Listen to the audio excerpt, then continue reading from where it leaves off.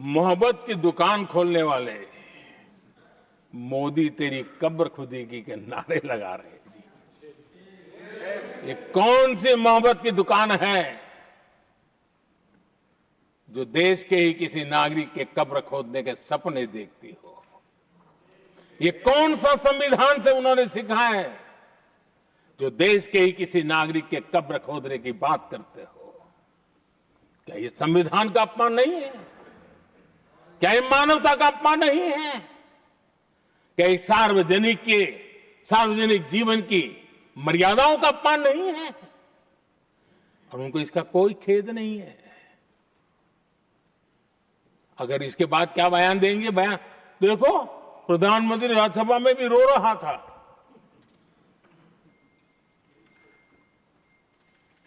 किस प्रकार के संस्कार और वृत्तियों से पले बड़े लोग हैं ये। आदरणीय सभापति जी, मेरे लिए कोई अनुभव मेरा बहुत पुराना है। 2002 से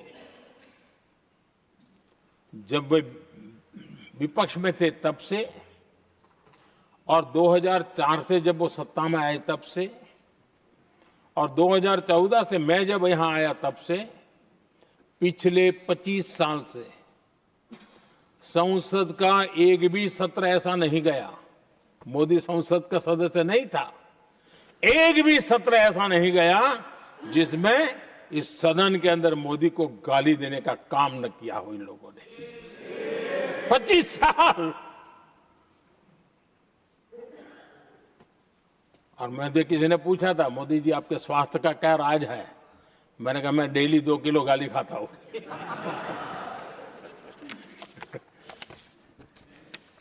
आदरणीय सभापति जी,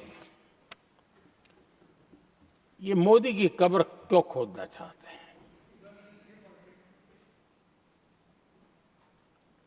ये सिर्फ नारा नहीं है,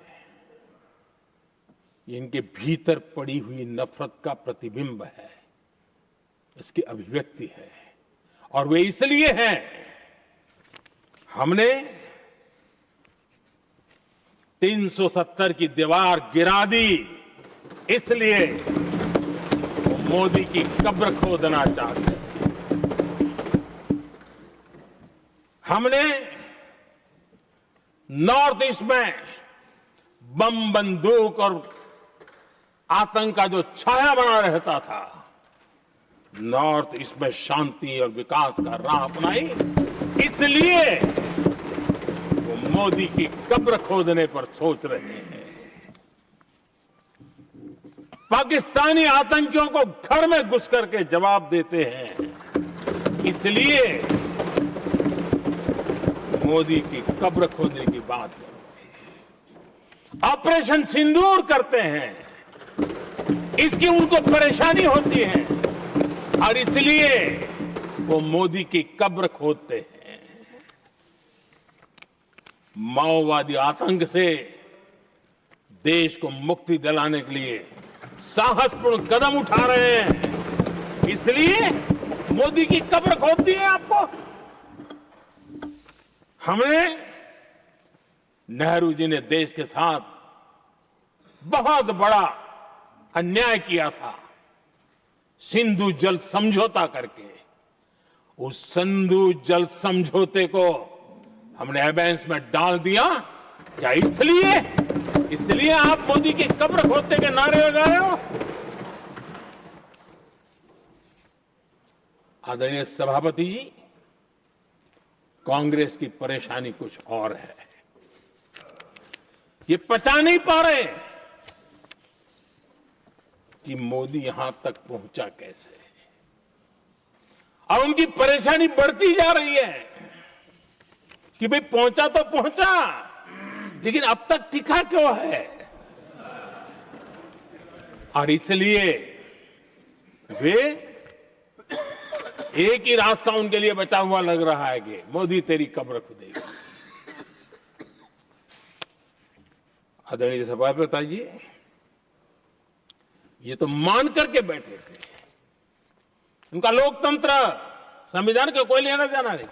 उनको तो लगता है कि प्रधानमंत्री पद उनके परिवार की जागीर है, उस पर कोई और बैठ नहीं सकता।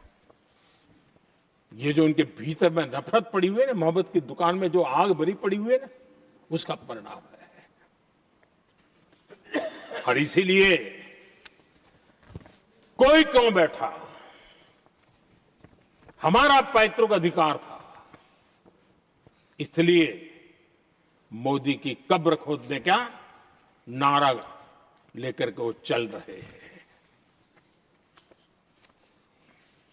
आदरणीय सभापति जी, कांग्रेस के शाही परिवार को देश ने दशकों तक अवसर दिया है, ऐसा नहीं है। देश ने आपके लिए भी अपना भविष्य दांव पे लगाया था, लेकिन आपने गरीबी हटाओ के नारे लगाए, गुमराह किया। लाल किले पर से कांग्रेस के एक भी प्रधानमंत्री के भाषण में गरीबी हटाने की बात ना आई हो, ऐसा नहीं हुआ है। लेकिन किसी भी प्रधानमंत्री ने गरीबी हटाने के लिए क्या किया, वो एक बार भी नहीं आया। वो नारे से अधिक कुछ नहीं था उनका। और मोदी ने रास्ता अपनाया गरीब को एम्पावर करने का, गरीब को सशक्त करने का।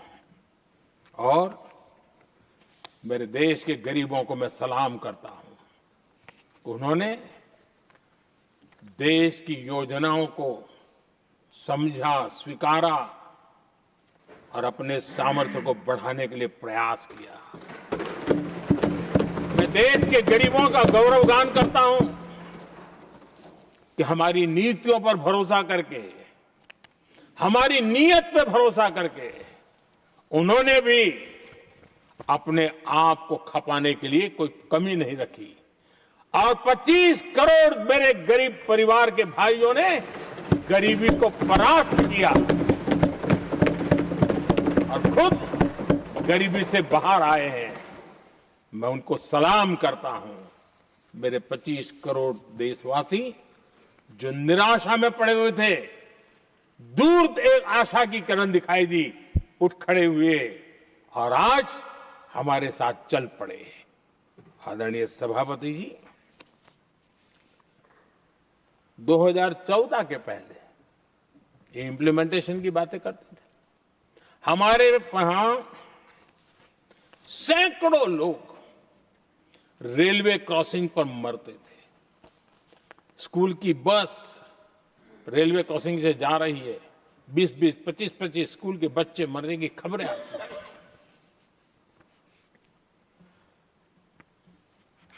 अनमैन्ड रेलवे क्रॉसिंग वो इतना बड़ा काम नहीं था कि नहीं कर सकते थे। ये काम भी मुझे करना हुआ और हमने सारे अनमैन्ड क्रॉसिंग बंद कर दिए, लाखों लोगों की जिंदगी बचा ली। इसलिए ये मोदी की कब्र खोदना चाहते हैं। आदरणीय सभापति जी,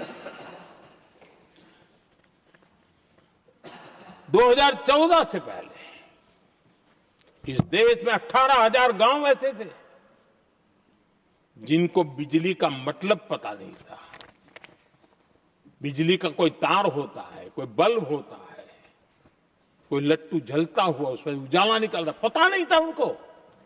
18,000 गांव 2014 के बाद जब आपने हमें दायित्व देशवासियों ने दिया, उन 18,000 गांव जिन्होंने कभी बिजली का मुंह तक नहीं देखा था, बिजली का शब्द भी कान पे नहीं सुना था, उन गांवों में उजाला पहुंचाया।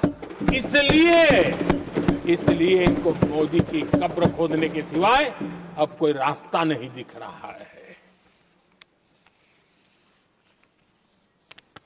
आदरणीय सभापति जी, वो भी एक वक्त था जब देश में बार बार खबरें आती थी, मीडिया में हेडलाइन हुआ करती थी, सरहद की स्थिति के संबंध में बयान आते थे। गोला बारूद नहीं है, बुलेट प्रूफ जैकेट नहीं है, बर्फ के बीच खड़ा है, बर्फ में खड़े रहने के लिए जो जूते चाहिए वो जूते तक नहीं उसके पास। ये खबरें आती थी। हमने देश के जवानों के लिए खजाने खोल दिए। देश के जवानों को जो चाहिए वो देने की दिशा में चल पड़े। और इसलिए वो चाहते कि अब तो कोई रास्ता बचा नहीं है, बस कब्र खुदेगी मोदी की। यही एक रास्ता उनके लिए बचा है। आदरणीय सभापति जी, एक बार उत्तर प्रदेश के वर्तमान मुख्यमंत्री जी ने सदन में भाषण करते करते वो रो पड़े थे। दिमागी बुखार के कारण बच्चे, अनगिनत बच्चे मर रहे थे। इनको कभी सूझा नहीं कि इस दिमागी बुखार से मुक्ति दिलाई जा सकती है। आदरणीय सभापति जी, आंख की बीमारी ट्रकोमा, लोग परेशान होते थे, आंखें चली जाती थी और विज्ञान प्रगति कर चुका था, हो सकता था, वो नहीं कर सकते थे। हमने दिमागी बुखार से भी मुक्ति दिलाई और हमने ट्रकोमा से भी देश के लोगों की आंखें बचाई। यही सफलताएं हैं, यही संवेदनशीलता है। समाज के लिए जीने मरने का यही संकल्प है। पल पल, तिल तिल समाज के लिए बिताना, घिसना, झलना, वो उनको परेशान कर रहा है। तब जाकर के मोदी तेरी कब्र खुदेगी, ये मंत्र लेकर के चल रहे हैं, ये सपने देख करके चल रहे हैं और बातें लोकतंत्र की करते हैं। मोहब्बत की दुकान के साइन बोर्ड लगाते हैं। क्या सार्वजनिक जीवन में ऐसी नफरत होती है? आदरणीय सभापति जी, इनकी सरकार रिमोट से चलती थी, मेरी सरकार भी रिमोट से चलती है। 140 करोड़ देशवासी मेरा रिमोट है।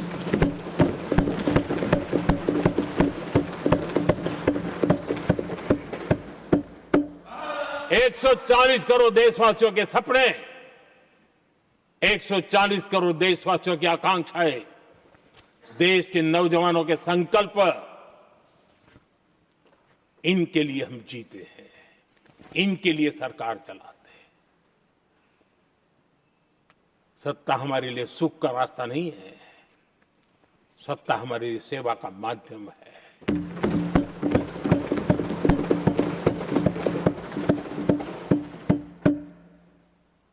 मुद्रा योजना, लाखों करोड़ों की मदद मिली, स्वरोजगार को बल दिया। कांग्रेस ने कभी स्टार्टअप कल्चर को प्रमोट ही नहीं किया।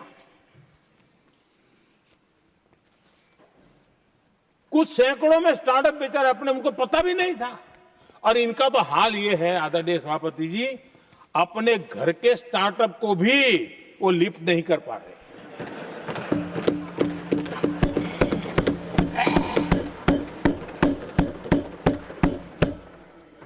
और हमारी सरकार में आज 2 लाख से ज्यादा स्टार्टअप है।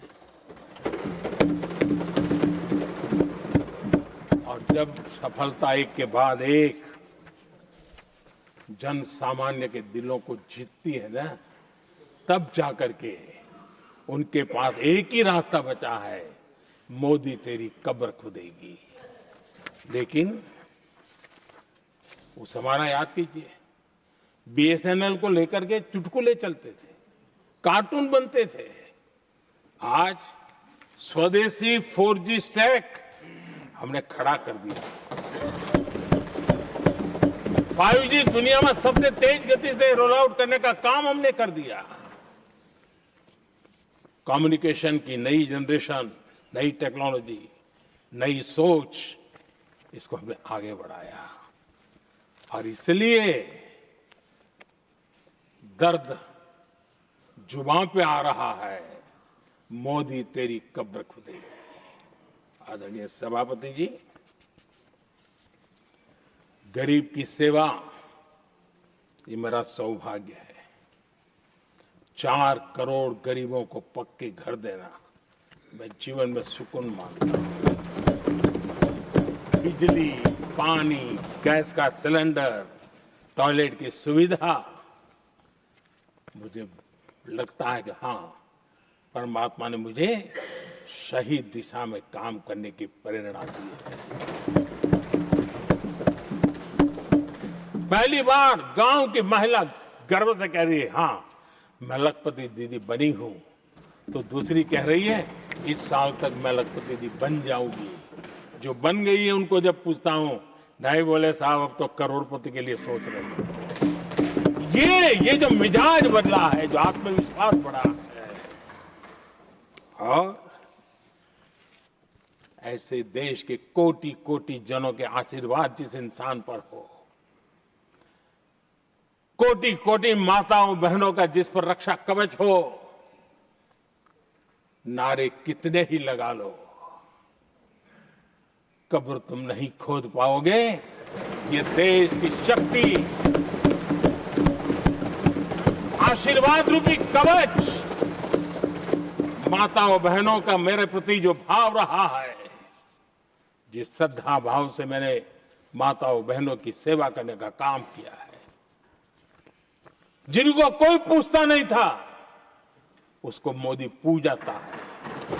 यही करना है, और ये आशीर्वाद ही है जो इनको चूभते हैं, और इसलिए कब्र खोदना चाहते हैं। आदरणीय सभापति जी, चोरी करना जिनका पुश्तैनी धंधा है, जिन्होंने एक गुजराती की सरनेम भी चुरा ली,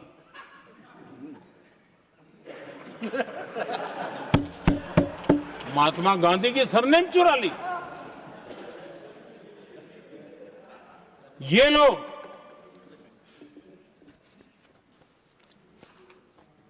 और देश की जनता इतनी समझदार कि ऐसी पटक देती है, ऐसी पटक देती है लोगों को।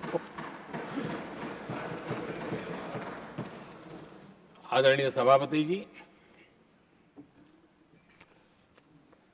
हम एक विकसित भारत का सपना लेकर के चले, और आज वो सपना देश के लोगों की ऊर्जा के कारण संकल्प में बदल चुका है। आज कहीं पर भी जाइए, हर कोई ये कहता है कि 2047 तक विकसित भारत बनना है, और मैं हैरान हूं, कुछ हमारे साथी सदन में इतने निराशावादी, इतने जमीन से कटे हुए लोग, बदलती हुई दुनिया से अनभिज्ञ लोग पता नहीं क्या बोल रहे हैं। वो कहते हैं हम मोदी ये भी 2047 की क्या बोल रहा है, 2047 किसने देगा है? हमारे देश के लिए, आजादी के लिए जो लड़ते थे, जो फांसी के तख्त पर चढ़ जाते थे, जो लाठियां खाते थे, गोलियां खाते थे, जो काला पानी की सजा के लिए अंडमान निकोबार की सेल्यूलर जेल में जिंदगी बिता देते थे, लक्षावधि नौजवान अपने पढ़ाई का भविष्य का सोचे बिना, कोई परवाह किए बिना सिर्फ देश के लिए सोचने के लिए निकल पड़े थे।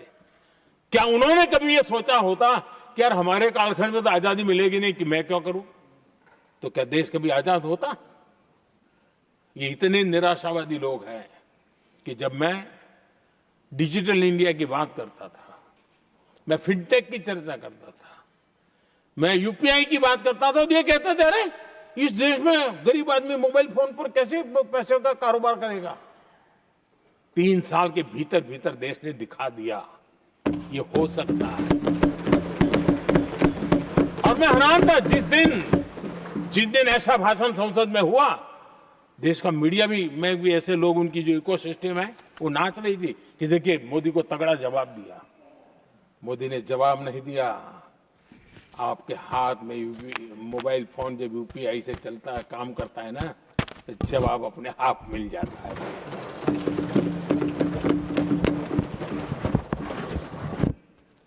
आदरणीय सभापति जी, कांग्रेस के समय एक व्यंग चला करता था और आमतौर पर कहा जाए और सीरियस नेचर की चर्चा में भी आता था, हंसी मजाक में भी आता था। इंडिया मिस द बस, ये कॉमन वर्ड हो चुका भाई, मौका गंवा दिया, बाजी हाथ से चली गई। इंडिया मिस द बस, ये हमेशा होता था। आदरणीय सभापति जी, आज भारत कोई बस मिस नहीं कर रहा है, आज भारत काफिले का नेतृत्व कर रहा है।